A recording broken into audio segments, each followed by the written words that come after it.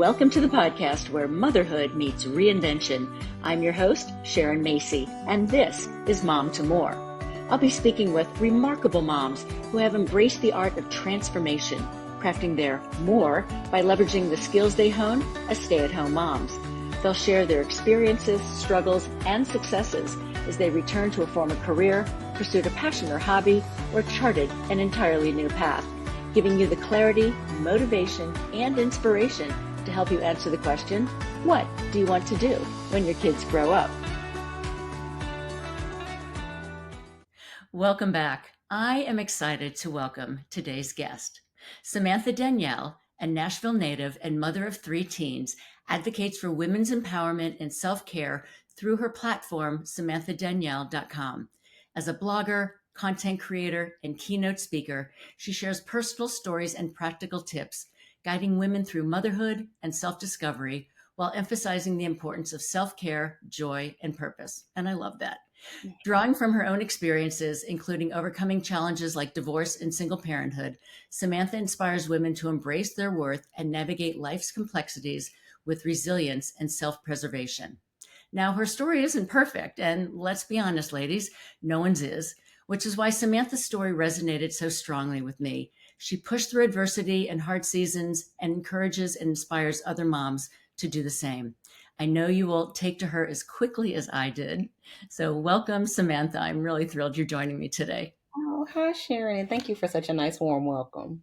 Thank you. Well, we have to say first that we met at the Mom 2.0 Summit. So let's give a big shout out to Mom 2.0.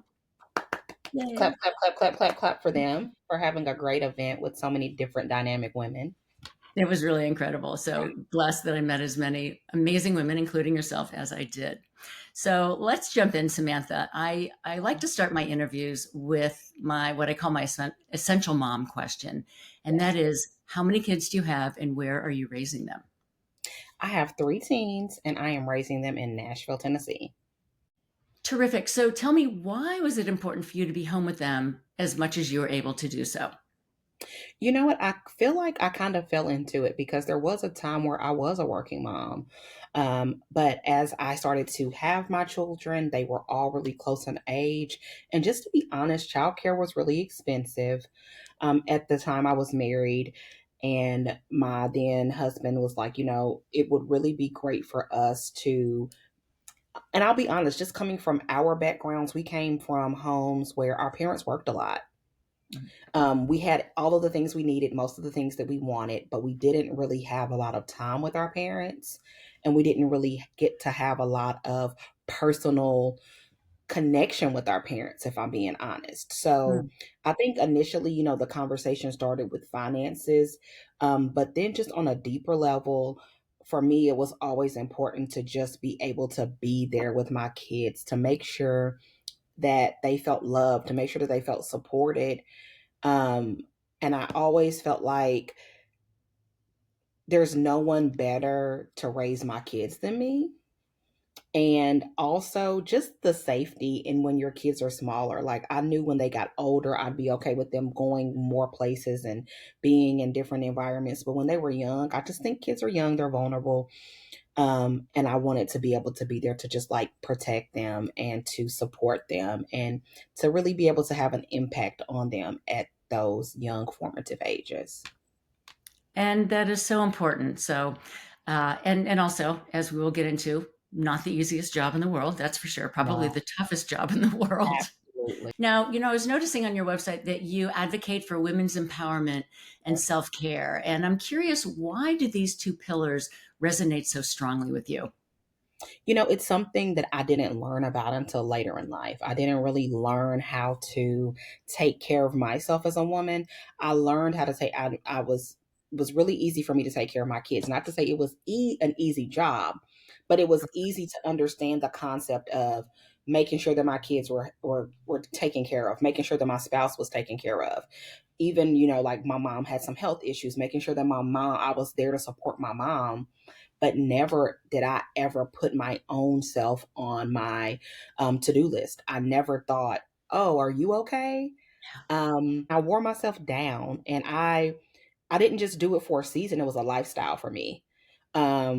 until I did get divorced and I realized that not only had I been neglecting myself, I just really, to me, I hadn't been doing life right. And then I looked around and I saw it was a trend. A lot of women who thought that they had to do for everyone else and take care of everyone else. So once I learned about self care, then I learned about self preservation. I think for me, I think the word empowerment can mean a lot of different things to a lot of different women. For me, empowerment means just amplifying the voice of women to understand that you are just as important as the people that you take care of. Um, Self care, it genuinely saved me in a season of my life where I didn't know how I was going to get through it. So I think that since it was something that helped me, I want to advocate for other women to have the same space and the same awakening. Terrific. I totally understand that. And all right, so let's delve into that for a moment. You know, you definitely had challenges in your marriage. You are Mhm. divorced. You even have a section on your website about trauma. So I'm curious if you could share more about that part of your life with our listeners and Yeah. how you were able to rise to a healthier place. You know what? I think now that I'm older, I've done a lot of therapy and I've done a lot of work. The word trauma is something that I experienced in a lot of different facets from the time I was a child until I became an adult. Mhm. And I think you may be referencing trauma isn't a dirty word. Is that what Correct. you did? You read that? Yeah. Yeah. Um, Trauma. What there were things that happened to me in my life that I used to be embarrassed about, but they weren't things that I did. They were things that happened to me. So I would say from the first instance, I would say trauma was like a parent in my life was. I was in the fourth grade. And I lost my dad tragically. One day he was like coming home from work and he was the innocent bystander of a gang initiation. There was a little, it was a like a 19 year old kid. He wanted to get into a gang and his initiation was to take someone's life and he took my dad's life. Oh my God, Um that's horrible. so for me, I would say that was like the first time in my life where I just felt like that we could say big T trauma, right? That big T trauma happened. Um and then from there, just being raised by a single mom who wasn't emotionally regulated. My mom wasn't emotionally regulated. She was very much a great financial provider. Like I said, she worked really hard to make sure that we had everything that we needed, majority of the things that we wanted, but she didn't take care of her mental health. She didn't take care of her emotional health, and she was very volatile. So I was raised in a lot of, just call it what it was, a lot of abuse, Mhm. verbal abuse, physical abuse, and that just pretty much kind of segued in me into like an unhealthy relationship at a young age. The person that I was previously married to, we met and started dating when I was 15. And he came from a similar background, and you have two people coming together who haven't been taught what healthy love looks like. You haven't been taught what boundaries look like. You haven't been taught just how to emotionally regulate yourselves. It's a recipe for disaster. So those were some of the things when I reference trauma that I speak about on my website. But what's really interesting, Samantha, is how you had the knowledge or and the wherewithal to identify that and to be able to say, this isn't right, this isn't healthy, I need to fix it and move on into a better space. Excuse me. I wish I could say it was just like that easy of a road. It quite honestly took me all of my teenage years, all of my 20s, to be able to say that, to be able to understand it, and then to be able to do something about it. Yeah. Um, Really, what I say is if you can heal one part of your life, you can heal all of the parts of your life. And for me, leaving my marriage, getting divorced, it really helped me to put my other traumas into perspectives. Obviously, I knew that like losing my dad at a young age, like that wasn't normal. That changed the trajectory of my life. It changed the trajectory of my mom's life, my sister's life. But I didn't always put together that my upbringing and my ex husband's upbringing were connected to like being in that unhealthy marriage and experiencing things that weren't normal and not knowing that they weren't normal. So it took me years. It took me years. I, like I said, throughout all throughout my teenage years, all throughout my 20s, um, it took me like just kind of, and I left. Sometimes there were times when I had left the marriage and then I'd come back. But during the pandemic, I it was actually literally like a month before the pandemic started. I just remember being really unhappy in general. And I was still confused, if I'm being honest, Sharon. I went to a therapist and I remember saying to her, I don't know what's wrong, but I just want to fix it. I was like, if it is me, tell me. If it's my marriage, like whatever the it is, help me to figure it out because I want to be able to be happy. Mhm. And we met, and then literally the next week or two, we went into lockdown. Mm. So from there, me and her started to see each other virtually. Um, and then from there, everyone was in the house together, and my marital issues began to amplify. And even not just the issues, I think there are times where I was confused and I just could, like, I thought that the marriage was something to be fixed when really it wasn't something to be fixed. Like, I needed to fix myself, he needed to fix himself, and we needed to do that apart from each other. Um, but being in that house together started to illuminate the things and being able to be more clear. And then having therapy, having someone to process the things that I was seeing, that is what really helped me to be able to say, you know what? This isn't going to be the right. Like, I don't want this to be my only story in life. I don't want my only story in life to be a up and down relationship that I fought for my whole life. There's so many other things inside of me that I want to be able to do besides just this storyline. Yeah. Well, that actually, thank you for that segue, because that puts me right into what I wanted to chat with you about next, and that was, what have you learned from that experience, and how has that informed your present career trajectory? I know you started blogging, and really speaking from your heart, and understanding that the pandemic was really pivotal for so many marriages. It was either you realized that, yes, you loved one another and this was still great, or you realized, no, this has got to be a departure point, and we can't continue on. And I think the pandemic just brought that to fruition for so many people. I think honestly, work is a distraction and it can keep you, it can just keep you distracted. There's not that you're not happy with certain things, but you don't necessarily have the time to sit there and process. I think the pandemic was a big awakening of processing for a lot of people, whether that was in your marriage, whether that was in your career, parenting. We had the time to sit and focus in a way that we never had did before. But the question you asked me is, what did I learn? Yeah. And I feel like in the past 4 years, I got divorced in 2021. It's 2024 it's in April. I feel like I've learned more in 4 years than I've learned in a decade, to be honest. Mm. It's been a really just dynamic time for me. I learned, for one, that you can start your life over, that you are only pigeonholed and you're only locked into what you think you're locked into. That is so right on, and so brilliant and relevant to moms across the generations, right? Whether you're in your 30s or your 60s or your 70s, you are really never too late to try something new and to start over if that is what your heart is telling you to do. So thank you for that. Thank you. Thank you for receiving that. I think that was a big thing I learned. I think I learned that I learned that I can do hard things. I learned that everything, you may not know what's going to happen. You won't know what's going to happen, but things can still work out. I learned that there can still be beauty from pain.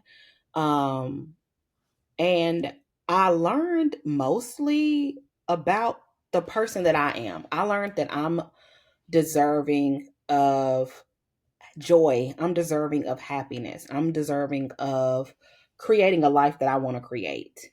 And I don't have to ask permission from someone else to create it. I have the tools in my toolbox to go out and make things happen the way I want to make them happen for myself. And that is so strong and powerful, and I love that. That really resonates with me. Okay, so that sort of brings me to, let's talk superpowers. What are some of yours, and Mhm. how are you using them in your present role as an advocate and as a content creator? I think one of my superpowers, I used to hate it. I used to think it was my kryptonite. It's resiliency because I always think when you say I'm resilient, that means that you're always having to overcome something. But I'm actually proud to be resilient because it allows me the ability to be able to pivot. I think pivoting is one of my superpowers. I think communicating is one of my superpowers. Not being afraid to have conversations, uncomfortable conversations. I'm not afraid to start conversations. I'm not afraid to be told no. I'm not afraid to put myself out there in front of people.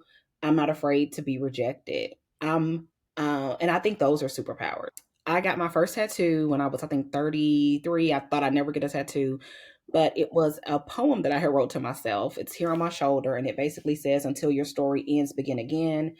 And I think my superpower is I won't stop until I get to where I want to be. If I have to start over, if I have to pivot, if I have to try something new, if I have to figure it out, I'm going to do it. But as long as I am allowed the space on earth to be breathing air, I'm going to continue until I do the things that I want to do for myself and for my kids because I deserve it and they do too.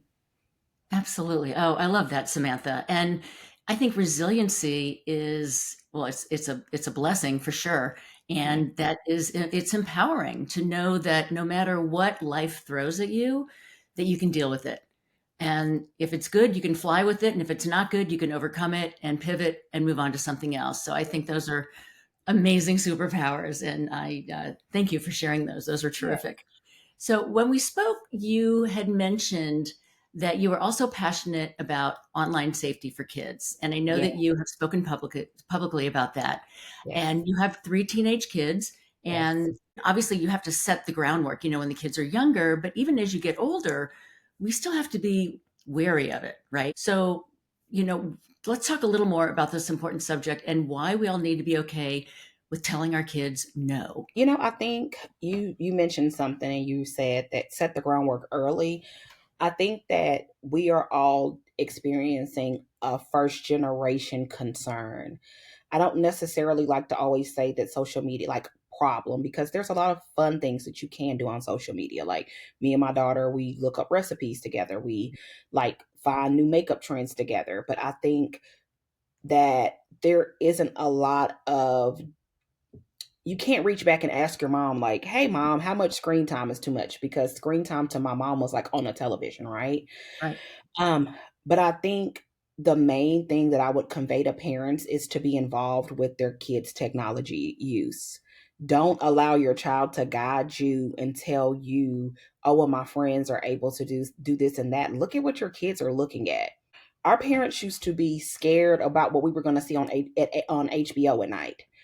There's a Yeah. million times more things that are more dangerous online than on HBO, and that's not just on social media, that's the internet. So I would say some things I would tell parents. One, be aware that your child has access to sexual content, but they also have access to things that are just not age appropriate for them to be engulfing themselves in. If you're a 12-year-old little girl or a 10-year-old little girl and you're constantly watching videos about like content content about older women and like you're seeing the way they dress and you're seeing the way that they look and then you're forming your opinion of yourself, like there's a big pandemic, I say pandemics like jokingly, of little girls who are like having their parents take them to Sephora to go get skincare at 10 years old. They're Eek. getting drunk elephant. And it's like, you guys are only getting this from looking at things online, right? At Mhm. 10 years old, you should be outside jumping rope, playing in your backyard, doing fun things. But because you have 10-year-olds looking at content Yeah. that is actually created for someone in their 20s or their 30s, now my little 10-year-old brain thinks that I should be getting this makeup product or I should be dressing this way. So Right. I And they think also don't realize that that content is often manipulated. right? Yes. There are filters, it's enhanced. And so they're looking at an idealized and probably unattainable future them. And that is dangerous. And I think it's causing kids to skip steps.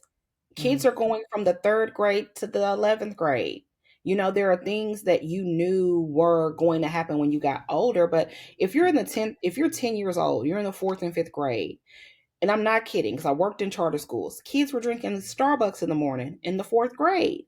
So it's like you guys are not just randomly waking up and jumping into this lifestyle, you're seeing it online. So I think parents being aware of what their children are consuming and mm, setting real boundaries. And it's okay to tell your kids no. It's even okay for your kids to be upset with you. You can't, I like to say I'm friendly with my kids, mhm. but I'm not their peer. So I don't like to say, oh, I'm not my kid's friend. I am your friend. We're friendly, but I'm not your peer. When I was, entrusted with you as my child, it is my job to have foresight and see ahead of things that you may not see. And sometimes that means not allowing you to align yourself with your peers. So Mm. looking at what your kids are doing and putting appropriate boundaries on time limits, on content, looking at what apps they're using and seeing how they're using them because I'm I'll be totally honest, if you're not, you're in for a rude awakening of what your child is taking in into their mind and into their brain. So Right. that's why I'm passionate about it. I've seen some really severe things from working in charter schools to even just having my own 3 kids. I've seen kids dealing with eating disorders that were amplified because they were consuming content that was just not healthy for them. I've seen kids being cyberbullies, getting cyberbullied. There's just so much in the palm of their hand. We have to be vigilant and pay attention. We do. I mean, and we're all walking around, right? We're all walking around with our little mini computers, Mhm. and it's so powerful. But with that comes uh, dangers and precautions that we all need to be aware of. So thank you for that. And you are a terrific advocate for online safety, and I think it really transcends the generations. I mean, even as an older person, you get so much stuff thrown at you Yeah. online that you're just like delete, delete, delete. So thank you for that. Mom to More podcast is sponsored by Ally Shoes. Created by a trio of trailblazing women, these shoes are engineered to alleviate pain. That's because every pair of Ally shoes is handcrafted with premium lambskin leather and an ergonomic, cushy insole design. I mean, from the moment you slip them on, you can tell these shoes are wildly different. They cradle your foot with very strategic support and come in every chic, classic, and live out loud color you can imagine. Many of you probably know how obsessed I am with shoes and boots. I love the 3-inch classic heel, high enough to make your legs look gorgeous, and you can literally wear these all day. And the chunky heel ankle boots, timeless, modern, and every time I wear them, people ask who makes them. Plus, they come in so many sizes and widths that every shoe feels custom to your foot. And I'm sharing the love with all of you. Head on over to ally.nyc, where new customers and listeners of the podcast will get $40 off your first pair of heels with special code MOMTOMORE40 and get 10% off your first pair of boots and flats with special code MOMTOMORE10. Moms, meet your ally in fashion who are reimagining how comfort and function support women every day. Check them out, ally.nyc. So I want to talk about, you mentioned about being able to do things that you are passionate about Mhm. again, and that you are more grateful for life now. And how did you get to that important space? And then share with my listeners, everything that, or give us a preview of everything, that you are doing, and why you're so passionate about it. Honestly, I went through a lot of years of stagnation. I think the years when I was at home with my kids, or the years when I really just wasn't doing things that I was passionate about, I didn't necessarily know that I could get to where I am and now. I thought that I centered my kids in everything that I did. If you asked me what I liked, I probably would have said a restaurant that my kids like. So having the space in the last 4 years to kind of grow up and grow into my own self is what made me grateful. I don't take it for granted. having the time and having the energy, because being healing from trauma is very energetically draining. And there were years in the past couple of years where I couldn't really dedicate to things that I loved or even develop the interest, because I was really just in survival mode. I was trying to overcome like being out of that marriage and financially restructuring myself. But I've done those things, and those were some of my hard things. And those were like things I had no idea how I would, do, but I'm not in that space now. So now that I can look back and I can say, wow, I made it through that, I have the opportunity to be able to be impactful. I have the opportunity to share and to do things that I want to do. I'm going to do it, and I'm not going to take it for granted. Yeah, I think that's beautiful. So thank you for that. What's also interesting about this, I guess, content creator world is Mhm, when my kids were younger, it was either I was working or I was not. mhm, I was either mhm. working, out of the home, or I was home with my kids. And the world has really changed over the last Yes, probably what, 15 years, maybe 10 years, where absolutely. where you have the ability to be the home parent, right? To be home with your kids and oversee everything from internet to prom. And so you have more of an ability to really be there while being productive, while having Mhm. the ability to make money. And I think that is wonderful because that was just not something that I really had when my kids were very young. It was black or white, I think. And I think you asked me like, what am I like? Did you say what am I excited to be going into doing? Did you ask me that? Is that what Yeah, question? yeah. Like you have a lot of wonderful things coming up, and just who you are is Mhm. beautiful. Your essence, your energy, and so yes. What do you have Mhm. upcoming? What I love about being a content creator is there isn't just one linear thing that you can do.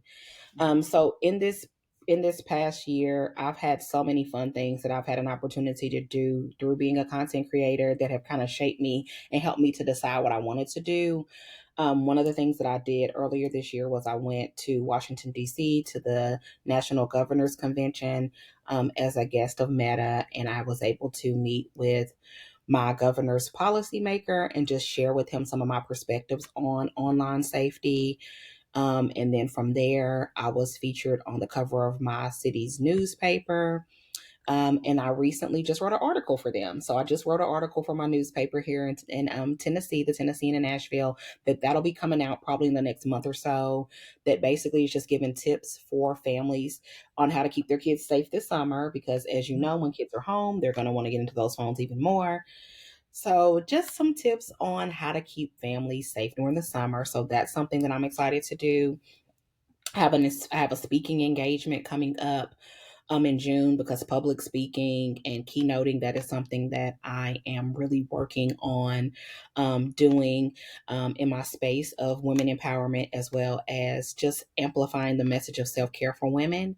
And Mhm. something that I haven't talked about a lot, that I am thinking about doing, so many things, but I'm thinking about becoming a self-care coach for women. So just getting my life coach, getting certified as a life coach, but using it in the space of self-care to teach women self-preservation and to teach women how to recenter themselves as they are in the midst of what I would call life's disruptions, because life will disrupt you with lots of things. But I think I really want to help women who have been disrupted by grief, parenting challenges, and divorce. Mhm. Because I find that those are three things where you can really lose yourself in. So I've been researching certifications so that I can directly help women um, recenter themselves in their Yeah. lives when they're And I going through. love that. I can see you in that space. That is, thank Yeah, you for sharing that with our listeners. So thank you for that.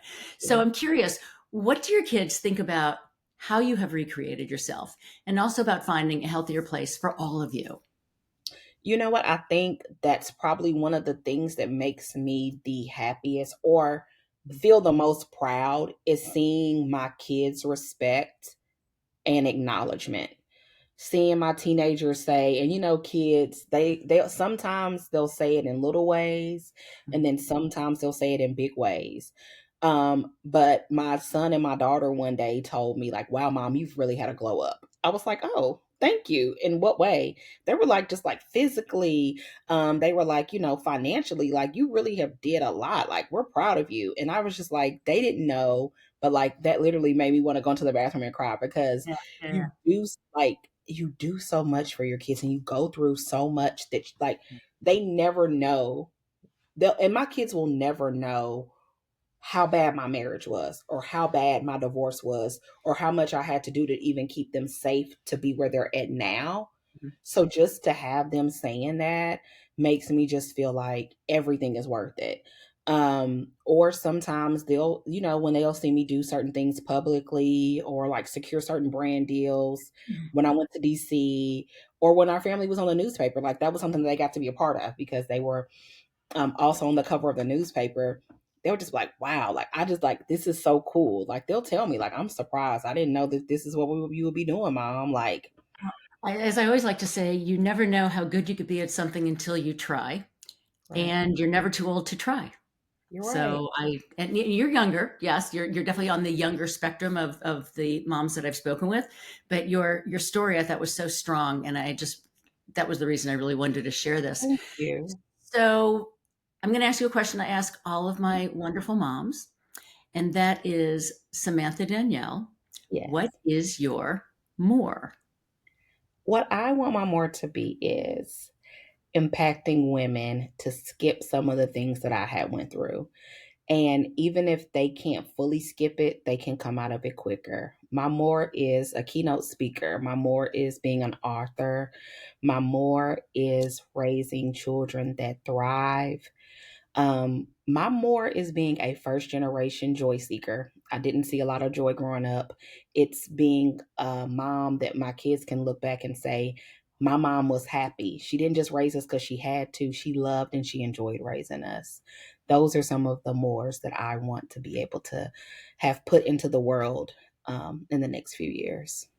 And I know that you are going to be able to do that because Thank you. you have that factor inside of you that's sort of like, it's hard for me to explain, but I see all of those things manifesting. We're coming to the end of our time here. I know I could talk to you all day, but I'd like to ask you, where can my listeners find you online? And I'll just remind everyone that all of this information will be in the show notes. Absolutely. So, just my name, samanthadanielle.com is my blog, and I am on Instagram at Hey Samantha Danielle. I try to keep it simple as my names because it'll always be my name. Okay. And are you on TikTok as well? I am, but I really don't do much on TikTok. But if you do want to see me on TikTok, it's still Hey Samantha Danielle on TikTok as well. Terrific. Thank you so much for that. You're so welcome. Samantha, my friend, this has been so lovely. I want to thank you for your time and for your infinite wisdom and perspective.